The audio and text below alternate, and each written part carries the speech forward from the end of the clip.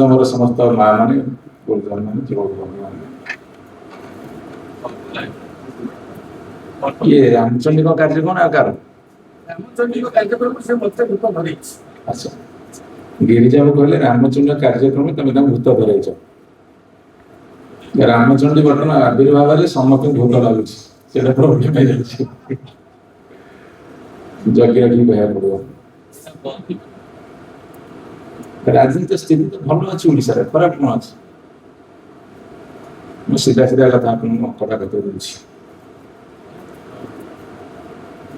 ଆମର ଗତ ଯୋଉ ମେମ୍ବରସିପ ଡ୍ରାଇଭ ହେଇଥିଲା ବିଜୁ ଜନତା ଦଳ 4 ଲକ୍ଷ ଆକ୍ଟିଭ ମେମ୍ବର ଥିଲେ। ଭାରତୀୟ ଜନତା ପାର୍ଟି ତାର ଯେତେବେଳେ ଆକ୍ଟିଭ ମେମ୍ବର ଲିଷ୍ଟ ମାନେ ସକ୍ରିୟ ସଭ୍ୟ ସେ ମଧ୍ୟ କଣ 3-4 ଲକ୍ଷ ହେଇଥିଲେ। କଂଗ୍ରେସ ଦଳ କେତେ ହେଇଥିଲା ମୁଁ ଜାଣିନି, ଲକ୍ଷେ ଦଳ ଧର 4-4-8-1-9 ଅନ୍ୟ ସବୁ ଦଳ ମିଶିକି ଆଉ 2 ଲକ୍ଷ ଦଳ କି 3 ଲକ୍ଷ ଦଳ 10-12 ଲକ୍ଷ ହେଲେ ଆକ୍ଟିଭ ମେମ୍ବର ସବୁ ଦଳ ମିଶିକି।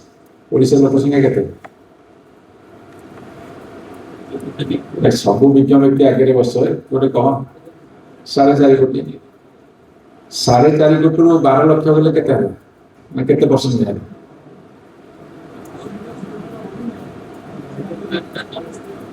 ମୋ ଆଡେ କାହାର ଦୃଷ୍ଟି ନିବଦ୍ଧ ନାହିଁ, ବୋଧେ ଏତେ ସମୟ ଧରି ସଭା ଚାଲିବନି ତେଣୁକରି ଆଉ ସମସ୍ତେ ଟିକେ ଏଡଜଷ୍ଟ ହେଇଯିବନି, ମତେ ଆଉ ଟିକେ ଧ୍ୟାନ ଦଉନି।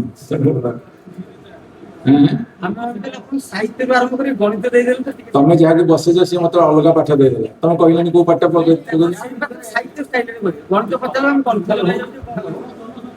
ରାମଚଣ୍ଡୀ କହିଲେ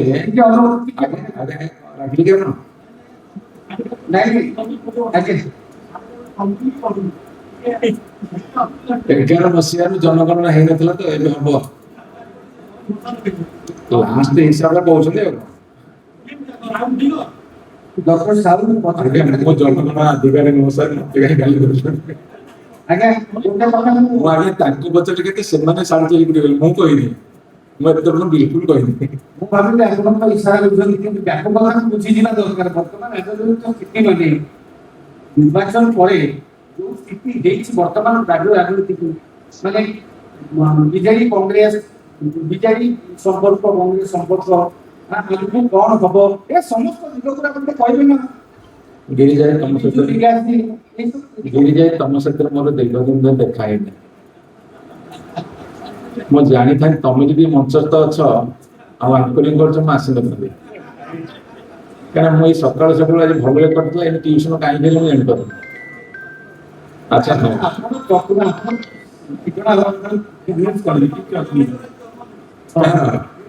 ଗିରିଜାଏ Congress many happy returns of the day.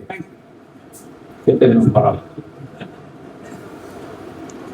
ଯୋଉ 8-10 ଲକ୍ଷ 12 ଲକ୍ଷ ହଉଛନ୍ତି ସମୁଦାୟ ଶକ୍ତିର ସଭ୍ୟ। ଯେତେବେଳେ ହିସାବ କରିବା 4-5% ହଉନି, ଯଦି 1ରୁ 18 ବର୍ଷ ଛାଡ଼ିଦବା ସେଇ ବାଟରେ ଯଦି ପଳେଇବେ 70-80 ଲକ୍ଷ ପାଖାପାଖି, ତାହେଲେ ଏଠି ସଂଖ୍ୟାଟିରେ କମିଯିବ 10-12% ହବ।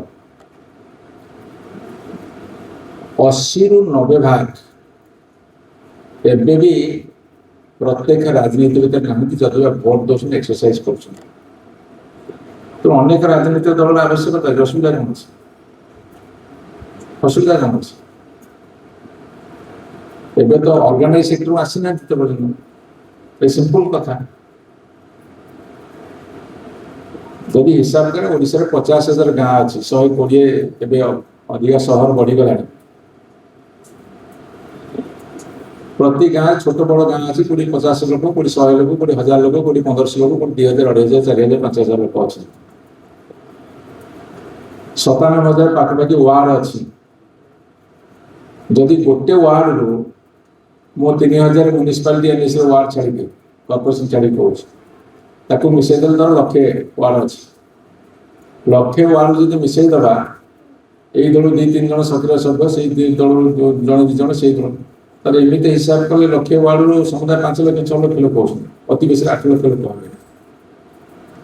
ବିରାଟ ମଇଦାନ ପଡିଛି, ଖାଲି ପଡିଛି, କର ଯିଏ ଯେତେ ପାରୁଛ କର,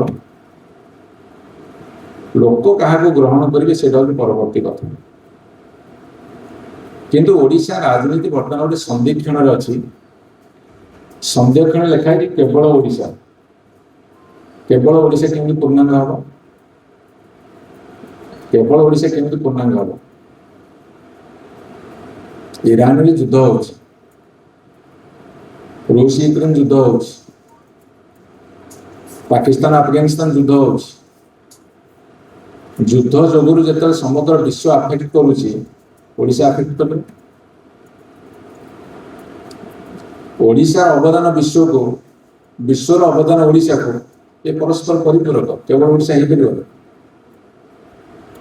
କେବଳ ଓଡ଼ିଶା ହେଇପାରିବନି।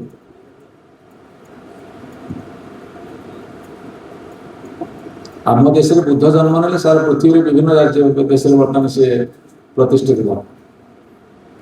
କୋଉ ଦେଶରେ ଇଲେକ୍ଟ୍ରିକ ବଲ୍ ଉଦ୍ଭାବନ ହେଲା, କୋଉ ଦେଶରେ ମାଇକ୍ରୋଫୋନ ଉଦ୍ଭାବନ ହେଲା, କୋଉ ଦେଶରେ ଟେଲିଫୋନ, ଆମେ ତ ବ୍ୟବହାର କରୁଛୁ।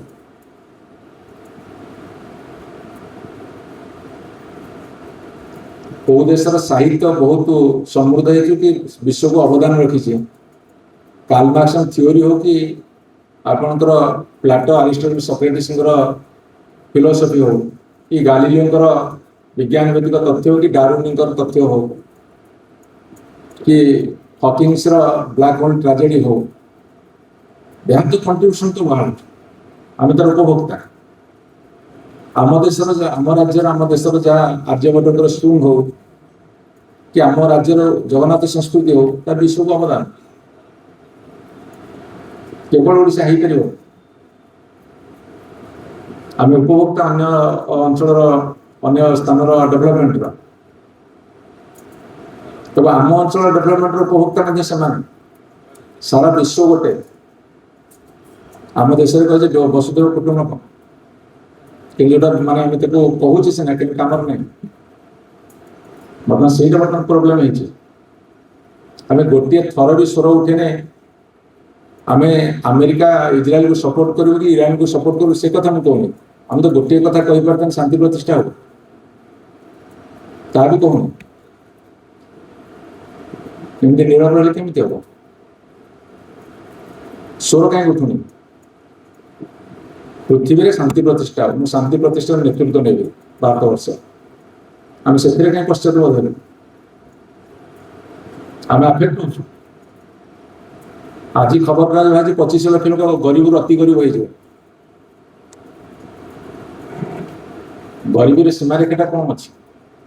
ମୁଁ ସେଇଭଳି ଗୋଟେ ବାସ୍ତବ ତଥ୍ୟ ଉଠେଇଲା ଫଳରେ ଆପଣ ମତେ ଆଜି ଆଙ୍କରିଂ କଲାବେଳେ କହିଲେ ଯେ ଆପଣ ଚର୍ଚ୍ଚିତ ବ୍ୟକ୍ତି, ଚର୍ଚ୍ଚାରେ ରହୁଛନ୍ତି, ସକାରାତ୍ମକ ହଉ କି ନକାରାତ୍ମକ ହଉ। ମୁଁ ପଚାରିଲି ଧର ପ୍ରଶ୍ନ, ମୁଁ କହିଲି ବିପିଏଲ ଏପିଏଲ ର ସୀମାଟା କଣ? ନା ବର୍ଷକୁ ଯଦି ଏତିକି ପଇସା ରୋଜଗାର କରିବ, 8,000 9,000 ଟଙ୍କା କି 12,000 ଟଙ୍କା, ତାର ଯଦି 100 ଟଙ୍କା ଅଧିକ ରୋଜଗାର ହେଇଗଲା ତମେ ଏପିଏଲ ହେଇଗଲା, ଏବୋଭ ପଭର୍ଟି ଲିଷ୍ଟ। ଏଟା ତଳୁର ବିଲୋ ପଭର୍ଟି ଲିଷ୍ଟ। ମୁଁ କହିଲି ଆଙ୍କଟା କେମିତି ଠିକ ହବ? କହିଲେ ପର କ୍ୟାପିଟା ଇନକମ ବର୍ତ୍ତମାନ ଏମିତି ଏତିକି। ମୁଁ କେମିତି? ଅମ୍ବାନୀର, ଆଦାନୀର ଇନକମ ଆଉ ମୋର ଗାଁର ରାମଦାମ ସାମର ଇନକମ ସବୁକୁ ମିଶେଇକି ଡିଭାଇଡେଡ ବାଇ ପପୁଲେସନ ଆମର ପର କ୍ୟାପିଟା ଇନକମ 2036 ମସିହାରେ ଏତିକି ହବ ପର କ୍ୟାପିଟା ଇନକମ, 2047 ଏତିକି ପର କ୍ୟାପିଟା ଇନକମ। କେମିତି ହବ? ଋଣ ତମେ କଲ, ଆମ ବୋଝ ଉପରେ ଋଣ କେମିତି? ଏମିତି ହିସାବ କେମିତି ହବ ଇକୋନୋମିକ୍ସରେ? ଅବଶ୍ୟ ହିସାବର ଗୋଟେ ତରିକା ବି ନାହିଁ, ଏଇଟା ହିଁ ଗୋଟେ ତରିକା। ମୁଁ ଚ୍ୟାଲେଞ୍ଜ କଲେ କଣ ହବ? କେବଳ ଓଡ଼ିଶାରେ ଗୋଟେ କଥା କରାଯାଉ, ଟିକେ ସମସ୍ତେ କ୍ୱାଲିଫାଇଡ ଯେତିକି ହଉଛ ଏଜୁକେଟେଡ ହେଇଯାଅ। ଏଜୁକେଟେଡ ହବା ପାଇଁ କିଛି ଚିନ୍ତା କରିବ। ସବୁଠୁ ବଡ଼ ସମସ୍ୟା ଆମ ଦେଶରେ, ଆମ ରାଜ୍ୟରେ ଆମେ ଏଜୁକେସନ ଦଉନେ, ଆମେ କ୍ୱାଲିଫିକେସନ ଦଉଛେ। କ୍ୱାଲିଫିକେସନ ଏଜୁକେସନ ଭିତରେ ଆକାଶ ପାତାଳ ଫରକ ବର୍ତ୍ତମାନ ଦେଖୁଛୁ। ମୋ ପାଖରେ ଡିଗ୍ରୀ ଅଛି, ଆମେ କ୍ୱାଲିଫାଇଡ ବା, କିନ୍ତୁ ମୋ ପାଖରେ ସଚେତନତା ନାହିଁ, ଯୋଉଟା ଏଜୁକେସନ କୁହାଯିବ। ଆୱାରନେସ୍ ନାହିଁ, କନସିୟସ୍ ନୁହଁ। କ୍ୱାଲିଫିକେସନ ଥୋଡ଼ା ଥୋଡ଼ା ଗଦା ଗଦା କ୍ୱାଲିଫିକେସନ। ଏମିତି କେମିତି ହବ? ଏଇ ଯୋଉ କଣ୍ଟ୍ରାଡିକ୍ସନ ସୋସାଇଟି ଆମେ ଛିଡା ହେଇଛେ ଏଇଠି ଯେତେ ବସିଛେ ମୋ ସମେତ ଆମେ ଯେତେ ସବୁ ଛିଡା ହେଇଛେ ବା ବସିଛେ ତାର ମିନିଂଟା କ'ଣ ମତେ ବୁଝା ଟିକେ। ଯୋଉ ଦଳ ମାନେ ଅଛନ୍ତି ଯୋଉ ଦଳ ମାନେ ହେବେ ଯୋଉ ଦଳ ମାନେ ଆସିବେ କ'ଣ ଆଜେଣ୍ଡା ହିସାବଟା କ'ଣ ମ୍ୟାଟ୍ରିକ୍ସ ୱାର୍ଲଡର ଡେଭଲପମେଣ୍ଟ କଥା କହୁଛି ତ ମୁଁ ଏଇ କଥା ତ ବାରମ୍ବାର ଉଠେଇଛି ଏଠି ମୁଁ ଆଜିକି ମୋର ବିଧାନସଭାରେ ସବୁବେଳେ ଉଠୁଥିଲା ସେ ପ୍ରଶ୍ନ କିନ୍ତୁ ସରକାରୀ ଦଳ ସଭ୍ୟ ହିସାବରେ ଭାଗ ନେଲା ବେଳେ ଆମକୁ ଗୁରୁତ୍ୱ ମିଳୁନଥିଲା ଏବେ ବିରୋଧୀ ଦଳ ଭାଗ ନେଲା ବେଳକୁ ଗୁରୁତ୍ୱ ମିଳୁଛି ବୋଲି ଆପଣ ବାହାର କରୁଛନ୍ତି ମତେ ଜାଣୁଛନ୍ତି କହୁଛି ଯେ ଏଇ କଥା ମୁଁ 2010 ମସିହାରେ କହିଲି ମୁଁ ହିଁ ପ୍ରଥମ ବ୍ୟକ୍ତି ବିଧାନସଭାରେ ଉଠେଇଲି 2010 ମସିହାରେ ଯେ ସରକାରୀ ଚାକିରି କରୁଛନ୍ତି 4 ଲକ୍ଷ ଲୋକ 5 ଲକ୍ଷ ସାଂସନ ପୋଷ୍ଟ 4 ଲକ୍ଷ ସରକାରୀ ଚାକିରି man in position men in position for ସାଂସନକୁ 5 ଲକ୍ଷ ସେମାନେ ସେତେବେଳେ ପାଉଥିଲେ 17,000 କୋଟି ଟଙ୍କା ଦରମା पेंशन थे 12,000 कोटी गत वर्ष से कथा उठेली 10 मास कहीं मो कथा गुरुत्व देले कि मो कथा गुरुत्व देकी जो मैंने गैलरी बस अफिसर मैंने पर वर्ष से लिखिले प्रति वर्ष सरकारी चाकरी दरमा के पेंशन के लिखा होता गत वर्ष मुझे उठेली 4 लक्ष सरकारी कर्मचारी 35,000 कोटी टका दरमा ने आउ रिटायर्ड कर्मचारी नौ 25,000 कोटी टका नहीं 23,000 कोटी टका हूँ पेंशन एमती 58,000 कोटी ए वर्ष बजट बयस लेखा कि आप किए प्रश्न पचारे गोटे राज्यर 3,10,000 कोटी बजेट देले से 47,000 कोटी ऋण करेंगे कहले केंद्रीय अनुदान आसो 60,000 ना 65,000 कोटी आसला मुझे हिसाब कर फेड़ी फेड़ी जो आनिली गत वर्ष बजेट आलोचन फेड़ी फेड़ी आनिली आम समुदाय हूँ बजेट हूँ 1,00,000 कोटी एवं यही वर्ष सब जंत्रणादायक कथा हूँ 83% रेवेन्यू कलेक्शन है 17% है कई खबर कागज लिखी को गणमाध्यम उठी थी विशेष रिएक्शन है अर्थ आम रेवेन्यू कलेक्शन 17% कमिला जदि आम बजेट प्रोजेक्शन देते 3,10,000 कोटी टका बजेट आम दे गत वर्ष 2,90,000 कोटी देते से प्रोजेक्शन आमर 17% रेवेन्यू कलेक्शन हो पारा नहीं गत फाइनेंशियल ईयर रे जो मार्च 31 सरला रिएक्शन कहीं आम भर आम जो मैंने बुद्धिजीवी मैंने बसीचे क्वालिफाइड मैंने बसीचे नॉट एजुकेटेड आम भी रिएक्शन कहीं छाड़ खबर कागज बाहर करेंगे टीवी वाला देखेबे बाई चांस बाहर कले मॉडरेटर देखेबे कि मॉडरेटर लिखे कि किसी खबर कागज अच्छी दम दे लिखुं मो मना करो क्षति विक्षति होती आडवर्टाइज कम थो कौन हो कौन है दूसरा कथा कि प्रश्न पचार किए ये सवाल किए उठे कारण केवल ओडिशा किए उठे मत प्रश्न उत्तर दिखाते तेणु गिरिजा राजनीतिक दल गठन हमार उद्देश्य कौन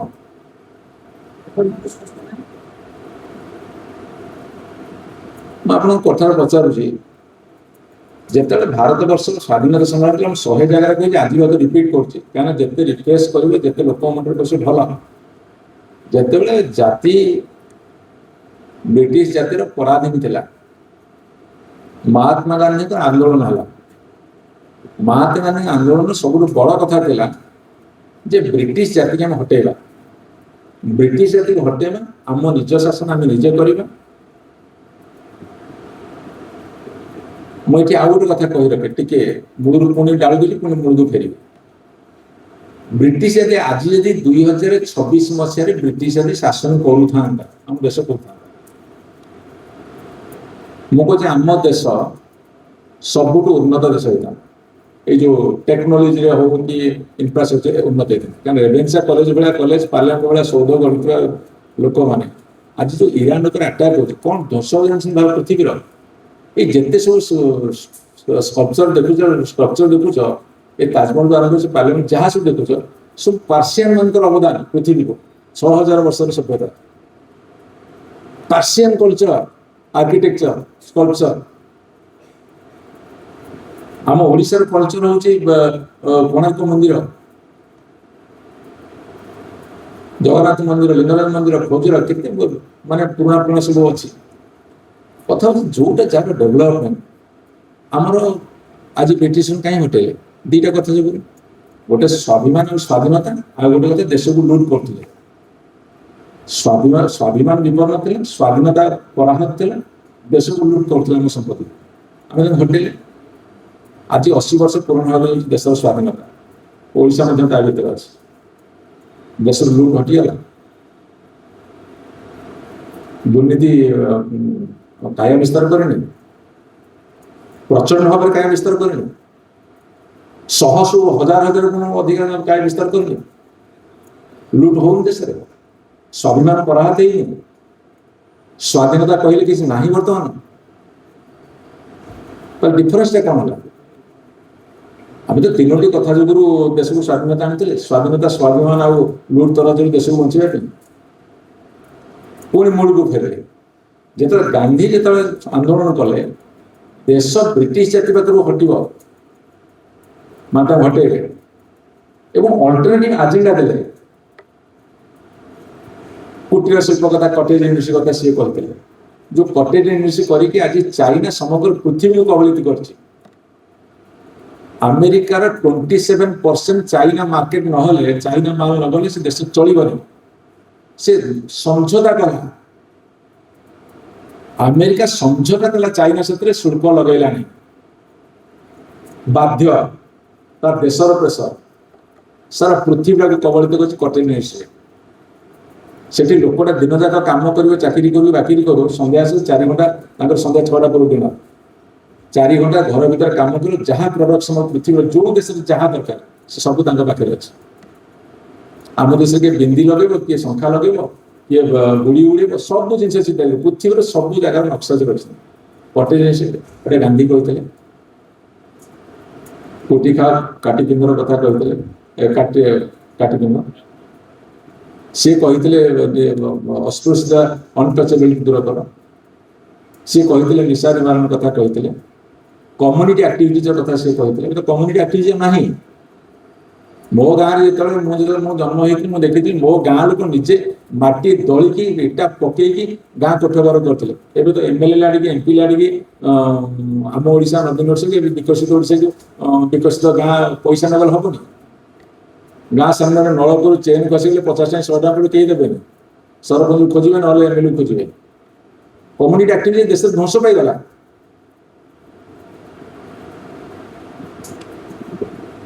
राति अधे महिला जी बुलूव निछंदे से देश स्वाधीनता कहते अल्टरनेटिव एजेंडा कहते हेल्थ संपर्क कहते दिनचर्या संपर्क कहते मनीष चरित्र संपर्क कहते कि जो भारत वर्ष सरकार गढ़ा स्वाधीनता पर प्रथम अवस्था विजन थी कि से मनोवृत्ति थी से कौन कले देश को जहाँ गढ़ा मॉडर्न टेक्नोलोजी मॉडर्न दुनिया को पशि बहुत गुड़ा पदक्षेप नहीं किंतु पैसेज ऑफ टाइम रे जब समय अतिक्रांत है आम मैटेरियलिस्टिक वर्ल्ड को गुरुत्व देलु डेभलपमेंट कौन देखेलु आम यही इमारत कलु आम से रास्ता कलु आम से घाट कलु जोटा थिला आम जो माने गांधी जो थियोरी थिला दिनचर्या आरंभ करी भल मनीष बाट आरंभ करी रेस्पेक्ट टू एवरीबॉडी जो आंबेडकर जो थियोरी थिला सब चारिपी ध्वंस कर कौन आम देखा आम जिते पॉलिटिकल पार्टी कौन कहूँ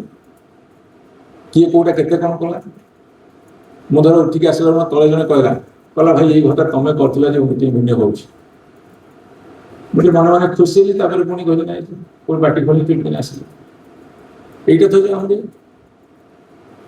गोटे ये हल मिले 365 दिन बौद्धिक चर्चा हम खेल कसरत नाच गीत कल्चर प्रोग्राम हम बौद्धिक चर्चा केते हो भुवनेश्वर हार्टलैंड पर जयदेव भवन गीत गोविंद नगर से ରହିଲା ରବୀନ୍ଦ୍ର ମଣ୍ଡପ, ସେଠି ରହିଲା ଭଞ୍ଜକଳା ମଣ୍ଡପ, ପୁଣି ଆଉ ଗୁଡ଼େ ମଣ୍ଡପ ହେଇଗଲାଣି। କେତେ ଚର୍ଚ୍ଚା ହଉଛି ଏ ଦେଶରେ, ଆଲୋଚନା ହୁଏନି, ଚର୍ଚ୍ଚା ହୁଏନି। ଯଦି ପ୍ରତ୍ୟେକ ଘରେ ଦୈନିକ ଦେଶ ସମ୍ପର୍କରେ ଘଣ୍ଟେ 2 ଘଣ୍ଟା ଆଲୋଚନା ହଉଥାନ୍ତା, ରାଜନୀତି ସମ୍ପର୍କ ହଉ, ଦେଶ ସମ୍ପର୍କ ହଉ, ଦେଶର ଉତ୍ଥାନ ହଉ, ପତନ ହଉ, ବିପତ୍ତି ହଉ, ଉତ୍ପତ୍ତି ହଉ, ତାହେଲେ ଏ ଦେଶ ଭଲ ବାଟକୁ ଯାଆନ୍ତା। କେବେ ଡିସ୍କସନ କରନ୍ତି ଏ ଦେଶରେ। ବରଂ ଆମେ ମାନେ ଆଉ ଯାହା କରିବା କଥା କରୁଛୁ, ସେଆଡେ ଗଲେ ପୁଣି କଣ୍ଟ୍ରୋଭର୍ସି କହିଦେବି ସାଙ୍ଗେ ସାଙ୍ଗେ। ହଁ, ହଜାର ହଜାର ଲୋକ ବିଭିନ୍ନ ଫଙ୍କସନ ଦେଖୁଛି, ଚର୍ଚ୍ଚା କାହିଁ? ମୁଁ ସେଇଠୁ ଆପଣମାନଙ୍କୁ କହି ରଖିବାକୁ ଚାହେଁ, ଦେଶ ସଙ୍କଟ ଭିତରେ ଯାଉଛି। ଯେତେବେଳେ ପୃଥିବୀରେ ସଙ୍କଟ ଦେଖାଯିବ, ଗୋଟେ ଦେଶ ସଙ୍କଟ ଭିତରେ ଯିବ। ଯଦି ଦେଶ ସଙ୍କଟ ଭିତରେ ଯିବ, ତାହେଲେ ଗୋଟେ ରାଜ୍ୟ ସଙ୍କଟ ଭିତରେ ଯିବ ଏବଂ ଆଞ୍ଚଳିକ ସ୍ତରରେ ସଙ୍କଟ ତାର ଉତ୍କଟ ପ୍ରଭାବ ବିସ୍ତାର କରିବ। ଗୋଟେ ସୁସ୍ଥ ସମାଜ ଗଠନ ନହେଲେ ସୁସ୍ଥ ସାହିତ୍ୟ ହବନି, ସୁସ୍ଥ ଲୋକକଳା ହବନି, ସୁସ୍ଥ ଲୋକଗୀତ ହବନି, ସୃଜନଶୀଳତା ରହିବନି। ଏକଥା ମୁଁ ଆପଣଙ୍କୁ କହି ରଖେ। ଯଦି ଆମେ ରାମାୟଣ ମହାଭାରତ ସତ୍ୟ ବୋଲି ବିଚାର କରିବା, ଯଦି ଆମେ ତତ୍କାଳୀନ ସମାଜରେ ତାହା ମଧ୍ୟ ଲିଟରେଚର ବୋଲି ତାକୁ ବିଶ୍ୱାସ କରିବା, ଯେଉଁ ସମାଜ ଯେତିକି ସମୃଦ୍ଧିଶାଳୀ ହୁଏ, ସେଇ ସମାଜର ସାହିତ୍ୟ, ସଂସ୍କୃତି, ପରମ୍ପରା, ଐତିହ୍ୟ, ଲୋକକଳା, ଲୋକକଥା, ଲୋକଗୀତ, ଲୋକ ପରମ୍ପରା ସବୁଗୁଡ଼ା ସମୃଦ୍ଧିଶାଳୀ ହେବ। ସମୃଦ୍ଧଶାଳୀ କେବଳ ଫିଜିକାଲ ଡେଭଲପମେଣ୍ଟ କଥା ମୁଁ କହୁନି, ଇଣ୍ଟେଲେକ୍ଚୁଆଲ ଡେଭଲପମେଣ୍ଟ ହେବା ଦରକାର। ଓଡ଼ିଶାକୁ ଯଦି ଆଗକୁ ବଢ଼େଇବାର ଅଛି, ତାହେଲେ ଇଣ୍ଟେଲେକ୍ଚୁଆଲ ଡେଭଲପମେଣ୍ଟ ଯେଉଁଟା ହେଉଛି ବୌଦ୍ଧିକ ବିକାଶ, ତା ସାଥିରେ ଭୌତିକ ବିକାଶକୁ ବୌଦ୍ଧିକ ବିକାଶର ଯଦି ସମ୍ମିଳନ ହେବ, ତାହେଲେ ଗୋଟେ ରାଜ୍ୟ, ଗୋଟେ ଜାତି ଆଗକୁ ବଢ଼ିବ। ଏ ଥିଲା ସ୍ୱାଧୀନତା ସଂଗ୍ରାମର ମୂଳ ମନ୍ତ୍ର। ନହେଲେ ହବନି। ଆଜିଟା କ'ଣ ଆମର କୋଉ ଆଜେଣ୍ଡା ଆମେ ଯାଉଛୁ? କାରଣ ଆମକୁ ଏମିତି ଅଭ୍ୟସ୍ତ କରି ଦିଆଗଲା, ଆମ ପାଖରେ ଅଲ୍ଟରନେଟିଭ ଥଟ୍ ନାହିଁ। ଆମେ ସବୁ ଅଭ୍ୟସ୍ତ ହେଇଯାଇଛୁ। କାହିଁକି ନା ଆପଣ ଦେଖିବେ, ମୁଁ ଗୋଟେ ଛୋଟିଆ ଉଦାହରଣ ଦେଉଛି, କିଏ କେତେ ମାଇଣ୍ଡ କରିବ ନ କରିବ ମୁଁ ଜାଣିନି। ଆପଣଙ୍କୁ ଛୋଟିଆ କଥା କହୁଛି। ମୁଁ ଦେଖିଛି ମୋ ବୟସ୍କ ଲୋକମାନେ, ମୋ ବାପାଙ୍କ ଅମଳର ଲୋକମାନେ ସବୁ, ସେତେବେଳେ ଯେଉଁମାନେ ପ୍ରାଇମ ମିନିଷ୍ଟର ହେଉଥିଲେ କି ଚିଫ ମିନିଷ୍ଟର ହେଉଥିଲେ କି ବଡ଼ ବଡ଼ ନେତା ହେଉଥିଲେ ଜାତୀୟ ସ୍ତର, ସେମାନେ ଆସୁଥିଲେ, ତାଙ୍କ ବକ୍ତବ୍ୟ, ତାଙ୍କର ଯେଉଁ ଭାଷଣ, ତାଙ୍କର ଯେଉଁ ଆପ୍ରୋଚ ଭେରି କନଷ୍ଟ୍ରକ୍ଟିଭ, ଶାଳୀନତାପୂର୍ଣ୍ଣ। ଆପଣ ପଚାରନ୍ତୁ, ଆପଣଙ୍କ ଘରେ ଯଦି କିଏ ମୁଖିଆ ଥିବେ ଆଜିକା ଦିନରେ, ଏଇ 70 ବର୍ଷ, 75 ବର୍ଷ, 80 ବର୍ଷ, 85 ବର୍ଷ ପର୍ଯ୍ୟନ୍ତ, ଯେଉଁମାନେ ଦେଖିଛନ୍ତି ବଡ଼ ବଡ଼ ନେତା, ଆଜି ଯଦି ପିଢ଼ିକି ପଚାରିବେ, ମୁଁ ଯେତେବେଳେ ଭାଷଣ ଦେଇକି ଆମ ପଲିଟିକାଲ ପାର୍ଟିରେ ଓହ୍ଲଉଛି ତଳକୁ କହୁଛନ୍ତି ଭଲ କହିନଥିଲି, ଗାଳି ଫାଳି ନ ଦେଇକି, ମୋତେ କ'ଣ ଚଢ଼ଉଛି କି? ଆଜି ତ ଭାଷଣଟା ଦବିଗଲା। ମୁଁ କ'ଣ ଦବିଗଲା? ମୁଁ ତ ଭଲ ଭଲ କଥା କହିଲି। କହିଲା ନାହିଁ ମୁଁ ତମେ ଯେମିତି କୁହନ୍ତି ହେଲାନି। ଆଜିକାଲି ସେ ଭାବିଛନ୍ତି ପ୍ରଧାନମନ୍ତ୍ରୀରୁ ଆରମ୍ଭ କରି ଯେତେ ନେତା, ବିଭିନ୍ନ ରାଜ୍ୟର ମୁଖ୍ୟମନ୍ତ୍ରୀ ହୁଅନ୍ତୁ କି ବିରୋଧୀ ଦଳ ନେତା ହୁଅନ୍ତୁ, ଯଦି ଜୋରରେ ଗାଳି କରିକି ଅପୋଜିସନ କହିବ, ତାହେଲେ ଏଇଟା ଭଲ ଭାଷଣ। ତାହେଲେ ପିଢ଼ି କ'ଣ ଶିଖିଲା? ପିଢ଼ି କ'ଣ ଶିଖିଲା? ପିଢ଼ି ଶିଖିଲା ଏଇଟା ବି ପଲିଟିକାଲ ଭାଷଣ କୁହାଯାଏ। ଏଇଟା ପଲିଟିକାଲ ଭାଷଣ। ଯୋଉଦିନ ଏସବୁ କଥାକୁ ଆମେ ବୟକଟ କରିବା ଆରମ୍ଭ କରିବା, ତୀବ୍ର ବିରୋଧ କରିବା ଆରମ୍ଭ କରିବା, ଆମେ ସେଇଦିନ ଇଣ୍ଟେଲେକ୍ଚୁଆଲ ବୋଲି କହିବା। ନହେଲେ ଇଣ୍ଟେଲେକ୍ଚୁଆଲ ନୁହଁ। ମୁଁ ବାଣୀବିହାରରେ ପଢ଼ିଲା ବେଳେ ମଧ୍ୟ ମୋ ସାର୍ମାନଙ୍କୁ ଜବାବ ଦେଇଥିଲି। ଅବଶ୍ୟ ମୁଁ ସାର୍ମାନଙ୍କୁ ବହୁତ ରେସ୍ପେକ୍ଟ କରେ। ମୁଁ ସେମାନଙ୍କ ପଇସାରେ ଇଲେକ୍ସନ ଲଢ଼ିଥିଲି। କିନ୍ତୁ ସାର୍ମାନଙ୍କୁ ଜବାବ ଦେଇଥିଲି କ'ଣ? କିନ୍ତୁ ସାର୍ ଆପଣ ମୋତେ କାହିଁକି କହୁଛନ୍ତି ବ୍ୟାଙ୍କ ପିଓ ହେବି, ଓଏସ୍ ଦେବି, ଆଇଏସ୍ ଦେବି, ଚାକିରି କରିବାକୁ? କାହିଁକି ଆପଣ ମୋତେ ଆଡ଼ଭାଇସ୍ କରୁଛନ୍ତି? କାହିଁକି ଆପଣ ମୋତେ ଆଡ଼ଭାଇସ୍ କରୁନାହାନ୍ତି ମୁଁ ସମାଜସେବୀ ହେବି? ଭାରତବର୍ଷରେ କେତୋଟା ଘରେ ବାପା ମା ପିଲାମାନଙ୍କୁ କହିବେ ତୁ ଗୋଟେ ପଲିଟିସିଆନ ହବୁ। ଯେହେତୁ ଆମେ ତାଙ୍କୁ ପଲିଟିକ୍ସ କରିବାକୁ ପ୍ରବର୍ତ୍ତନେ, ସେଇଟା ଗୋଟେ ହେଉଛି ମାନେ ଅନସର୍ଟନିଟି। ସେଇଠି ଯାହା ଘରେ ଜଣେ ପଲିଟିସିଆନ ଥିବ, ଯଦି ସେ ପ୍ରତିଷ୍ଠିତ ହେଇଥିବ, ତା ଘରୁ ଗୋଟେ କିଏ ଆଇଲେ ଯାଇକି ଦେଶ ସମ୍ଭାଳିବ, ନହେଲେ ହବନି। କାଁ ଭାଁ ଯଦି କିଏ ବାଇଚାନ୍ସ ପଳେଇ ଆସିକି ହେଇଯାଇଛି, ନହେଲେ ନହେଲେ ଦେଖିବେ ସବୁ ରାଜନୈତିକ ଦଳ ଭାରତବର୍ଷରେ ବାପାର ପୁଅ ହେଇଥିବ ବାପାର ଝିଅ ହେଇଥିବ ଯଦି ସ୍ୱାମୀ ଚାଲିଲେ ସ୍ତ୍ରୀ ହେଇଥିବ ପରିବାର ଭିତରେ ସୀମିତ ହେଇଥିବ କୋଉ ଦଳ ନାହିଁ ଯୋଉ ଦଳ ଜାତୀୟ ଦଳ ଗୋଟେ ଦଳକୁ କହୁଛି ସେ ଦଳ ଆଙ୍କୁ ବି ତାଙ୍କର ହିସାବ ଦଉଛନ୍ତି ଉଭୟ ହିସାବ ଦଉଛନ୍ତି ଏଇଟା ମିଛ କାହିଁକି ନା ଆମେ ରାଜନୀତିଟାକୁ ଗୋଟେ ଠିକଣା ଜାଗା ବୋଲି କେହି ଗ୍ରହଣ କରୁନେ କିନ୍ତୁ ରାଜନୀତି ସବୁ ନିୟନ୍ତ୍ରିତ করে ପରିଚାଳିତ କରେ ତାକୁ ଆମେ ଭୁଲି ଯାଉଛେ ଆଲୋଚନା କୋଉଠି ରଖିବୁ କୋଉଠି ଆଲୋଚନା କରିବା ପଲିଟିକ୍ସ ଡିଟର୍ମିନ୍ସ ଏଭ୍ରିଥିଙ୍ଗ ପଲିଟିକ୍ସ ଡିଟର୍ମିନ୍ସ ଏଭ୍ରିଥିଙ୍ଗ ମାନେ ଡେମୋକ୍ରାଟିକ ପ୍ରୋସେସ ଭିତରେ ଜଣେ ନିର୍ବାଚିତ ହେଲେ ସରକାର ଗଢିଲେ ସିଏ ସବୁ କଥା ନିୟନ୍ତ୍ରଣ କରେ କିନ୍ତୁ ସେଇଟା ଗୋଟେ ଖରାପ ଜାଗା ଆମେ କାହାକୁ ପ୍ରୋତ୍ସାହନ ଦେବୁ କିନ୍ତୁ ସେ ଜାଗାକୁ ଯା କିନ୍ତୁ ସେ ଜାଗାକୁ ଯାଇକି ଜଣେ ପ୍ରତିଷ୍ଠା ଦେଲା ପରେ ତାଙ୍କୁ ଆମେ ଡାକିକି ମଞ୍ଚରେ ଫୁଲମାଳ ଦେଇକି ତାଙ୍କୁ ସେ ରଜା ରାଜୁଡ଼ା ମୂଳରୁ ଏତେ ବଡ଼ ଉପାଧି ଦିଆଯାଏନି ଶ୍ରୀ ଶ୍ରୀ ନବକୋଟି କର୍ଣ୍ଣାଟକ କଳବର୍ଗେଶ୍ୱର ଆଗଙ୍ଗା ଗୋଦାବରୀ ବିସ୍ତୃତ ମାନେ ତାଙ୍କର ଯେତେକ ସବୁ ଆର୍ଜେଟି ଅଛି ସବୁ ଶେଷ କରିଲା ପରେ ପୁଣି ଆର୍ଜେଟି ନିୟମ କରିବ ପୁଣି ଲେଖିକି ଆଣିକି କାଗଜ ଏଇଟା ଯୋଗ୍ୟ ଏମାନେ ଯୋଗ୍ୟ ସେ ଉପାଧି ପାଇବାକୁ କୋଉଠି ଯାଇଛି ଆମ ସମାଜ ହଉ ସମୟ ଅତିକ୍ରାନ୍ତ ମୁଁ ତ ହଉ କରି ବନ୍ଦ କଲା ବେଳକୁ କଟିଗଲା ଆଉ କଣ କରିବା ରାମଚଣ୍ଡୀ ଏଇଟା ତମେ କରୁନ ତ ତମେ ଚାହୁଁଛ ଚାଲୁ ମାନେ ମୁଁ ମେନ୍ ପଏଣ୍ଟ ଆସିନି ଏଟା ଯୋଉ ଷ୍ଟୋରିଟାର ଯୋଉଟା ପିକଅପ୍ ନବ ଏଇଟା ତ ଗଲା ଗୋଟେ ଆଦର୍ଶବାଦର କଥା ପଢି ବହୁତ ବଢିଆ କଥା କିନ୍ତୁ ବିଜେଡି ଭାଙ୍ଗିବ କି ନାହିଁ ଏ ବିଷୟରେ ମାନେ ତାର ହିଟ୍ ଡାଇଲଗ ଅଛି ସେଇ ସମସ୍ତେ ଚାହିଁଛନ୍ତି ସେଇଟାକୁ କଣ ଚାହିଁଛନ୍ତି କହିଲ ତମେ କାହିଁ ମୋ ପାଟିରୁ ଶୁଣିବାକୁ ଚାହୁଁଛ ଆରେ ଶୁଣ ଗୋଟେ ଦଳ ଲାଗିଛି ଗୋଟେ ଦଳ ଭାଙ୍ଗିବାକୁ ଆଉ ଗୋଟେ ଦଳ ପରଦିନ করে ଗୋଟେ ଦଳ ଭାଙ୍ଗିବାକୁ ଆଉ ଅଧିକା ଶୁଣିବ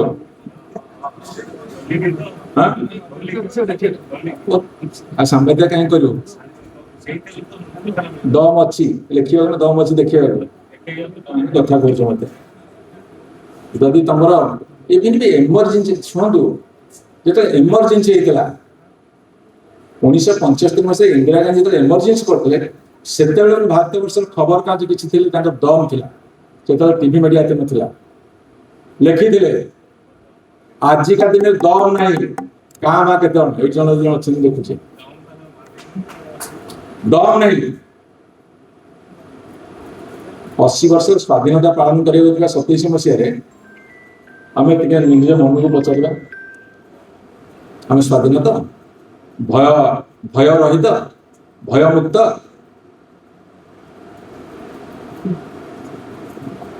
ଯଦି ଭୟ ରହିତ ଭୟମୁକ୍ତ ହୁଅନ୍ତା ତାହେଲେ ବହୁତ କଥା ହନ୍ତା ସ୍ୱାଭିମାନକୁ ଏଇ ଯୋଉ ସ୍ୱାଭିମାନକୁ ବାରମ୍ବାର ଇଏ ଯୋଉ ହରେଇକି ବାରମ୍ବାର ଏମିତି କଣ ପାଟିରେ ବେଳେ ବେଳେ ଖନି ମାରେନି ମୁଣ୍ଡରେ ସର୍ବଜ୍ଞ ମୁଁ ସବୁ ଠିକ କରିଦେବି ନା ମୋର ଭୁଲ ନାହିଁ ହସିଦବ କ୍ଷମା କର ହଁ ବାରମ୍ବାର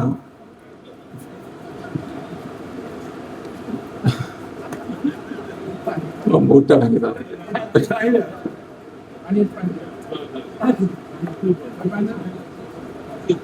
ସେଇଟା ମୋର ପ୍ରୋବ୍ଲେମ ପାଣି ଟିକେ ପିଏ ମଧ୍ୟ ନାଇଁ ଡକ୍ଟର ଅଛି ଅଛି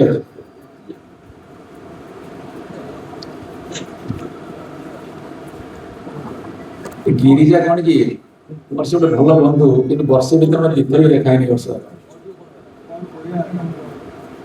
ତମର ଯେମିତି ଭାଗ୍ୟ ଖରାପ ମୋର ବି ଭାଗ୍ୟ ଖରାପ ନୂଆପଡ଼ାରେ ନଭେମ୍ବର ମାସ କେତେ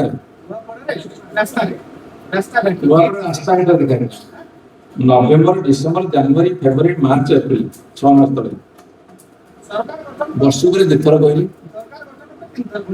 ସରକାର ଗଠନ କରି 3 ଥର ତେଣୁ ମୋର ସମସ୍ତେ ନିବେଦନ ରହିବ ହାତ ଯୋଡ଼ିବି ଆପଣ ଆଲୋଚନା କର ଯେ ଭୁଲ କହୁ ପଛେ କହୁ କିନ୍ତୁ କେହି ତ ଠିକ କହିବ ତା କଥା ଗ୍ରହଣ କରି ତାକୁ ଫେୟାର କର ତାହେଲେ ହବନି ଦେଶ ଭଲ ଅବସ୍ଥା ନାହିଁ ମୁଁ ଆପଣଙ୍କୁ କହିଦେଉଛି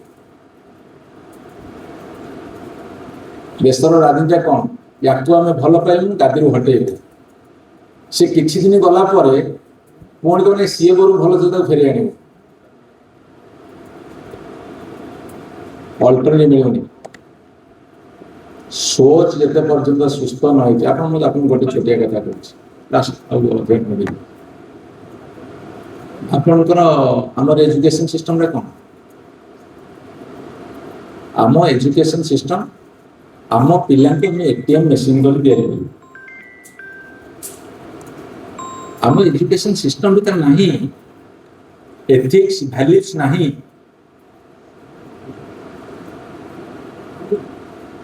ମୁଁ ଗୋଟେ ମିଟିଂରେ କହିଥିଲି, ଏ ତ ବିରୁପାକ୍ଷ ବାବୁ ତାଙ୍କର କରନ୍ତି ମିଟିଂ ପ୍ରଗତି ଆଦିରେ ମୋତେ ବେଳେବେଳେ ଡାକନ୍ତି, ମୁଁ ଅନେକ ସବୁ ଯାଇପାରେ ଅନେକ ସବୁ ଯାଇପାରେନି। ଆପଣ କରପସନ ସଂଜ୍ଞାକୁ ଯେତେବେଳେ ଖୋଜିଲି ବଡ଼ ଅଜବ କଥା ପାଇଲି। କରପସନ କିଏ କରୁଛି? ଯାହା ପାଖରେ ଡିସିସନ ନେବାର କାପାସିଟି ଅଛି, ଫାଇଲ ମୁଭମେଣ୍ଟ କରୁଛି, ଡିସିସନ ନେଉଛି, ତା ପାଖରେ ତ କରପସନ କରିବାର ସ୍କୋପଟା ଅଛି। ଆଉ ସେ ତ ପାଠ ପଢିକି ଚାକିରି କରିଛି ନା, କି ପାଠ ପଢିକି ବା ରାଜନୀତି କରିଛି ନା, ନେତାଟି ହେଇଛି କି ପଦପଦବୀଟେ ପାଇଛି, ଯୋଉଠି ତ ନିଷ୍ପତ୍ତି ନେବାର କାପାସିଟି ଅଛି। ଆଜିକି ଦିନ ଥିଲା ପାଠ ନ ପଢିକି ଲୋକମାନେ ସବୁ ପାଠ ନ ପଢିକି ଲୋକମାନେ ସବୁ ଆସୁଥିଲେ। ଆଜିକା ଦିନେ କ'ଣ ହେଲା?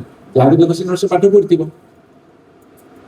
You will find a corrupt person, he must be an educated one.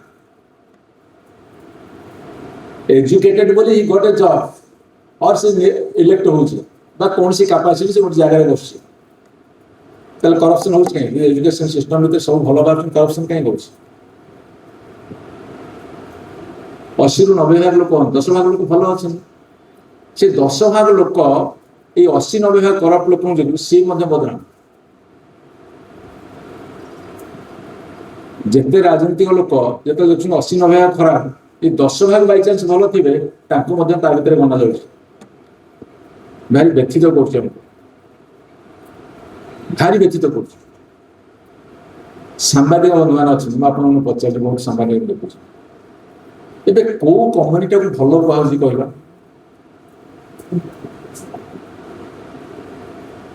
କୋଉ କମ୍ୟୁନିଟିକୁ କିଏ ଭଲ କହୁଛି? ଯଦି କହ ରାଜନୀତି, କହ ସାମ୍ବାଦିକ, ହେ ନା ଆମେ ଆଉ ଗାଁ ଗହଳିଆ ଅଛି, ଆଉ ଟିଚର ତମେ ଜାଣିନ, ଆଉ ଡାକ୍ତର କହିବାକୁ ଅଛି, ଓକିଲ, ଧଳାକୁ କାହାକୁ ଭଲ କୁହାଯାଉଛି କହିଲ? ନାଇଁ ଏଇ ଜାତିଟା ସାଧୁ ସଙ୍ଗୁ ଭଲ କହୁଥିଲେ, ଯୋଉ ଟିଭି ଫିଭିରେ ଆସିଲା ଯୋଉ ବନ୍ଧାବନ୍ଧି ହେଲେ ତାଙ୍କୁ ବି ଭଲ କହୁନାହାନ୍ତି। ଭଲ କାହାକୁ କୁହାଯାଉଛି ଦେଶରେ? ଛାଡ଼, ମୋ ଭିତରେ କ୍ଷୋଭ ମୁଁ ଯାଇଥିଲି। ରାମଚନ୍ଦ୍ର ଭାଇ, ତମ ମନକୁ କାହିଁକି ଆସିଲା ଏଭଳି ଗୋଟେ ଫଙ୍କସନ କରିବାକୁ? ରାମଚନ୍ଦ୍ର ଭାଇ, ତମ ମନକୁ କାହିଁକି ଏମିତି ଫଙ୍କସନ କରିବାକୁ ଆସିଲା?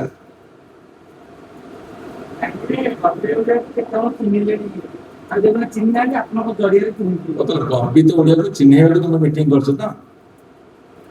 କିନ୍ତୁ ଗୋଟେ କଥା ମନେ ରଖ, ତମ ସମସ୍ତ ଆଗରେ କହିକି ଯାଉଛି। ଥରେ ମତେ ଗୋଟେ ଟିଭି ବାଲା ଡାକିଥିଲେ ବହୁତ ଦିନ ତଳେ, କହିଲେ ଆମର ଏତିକି ବର୍ଷ ପୂରଣ ହେଲା ଆମ ସାଟାୟାରକୁ, ଆମର ବେଙ୍ଗ, ସବୁ ଟିଭି ଯୋଉ ବେଙ୍ଗ କରୁଛୁ, ମୁଁ ସେ ଟିଭି ନାଁ କହିଦେଲି, ବେଙ୍ଗକୁ ଆମର ଏତିକି ବର୍ଷ ପୁରିଲା, ଆପଣ ଅତିଥି ହେବେ। ମୁଁ ସବୁ କାମ ଦାମ ଛାଡ଼ିକି ସନ୍ଧ୍ୟାବେଳେ ବସିଥାଏ। ଦେଖିଲି ଗୋଟେ ନାଚ ହେବ, ତାପରେ ଗୋଟେ ଏପିସୋଡ, ତାପରେ 2-4 ଜଣ ନେତା ଯିବେ, 2-4 ଜଣ ପ୍ରାଇଜ ଦେବେ, ସେ ପଦେ ପଦେ କହିବେ। ମୁଁ ଏତେବେଳେ ଭାରି ଜୁନିୟର ଏମଏଲଏ ଥିଲି, ଏବେ ବରିଷ୍ଠ ବୋଲି କହୁଛନ୍ତି, କିନ୍ତୁ ସେ ବରିଷ୍ଠ ହେଇଛନ୍ତି ମୁଁ ଜାଣିନି। ମୋ ପାଳି ପଡ଼ିଲା, ସେ ମତେ ପଚାରିଲେ ଆପଣ ଏହା ଉପରେ କ'ଣ ମତାମତ ଦେବେ?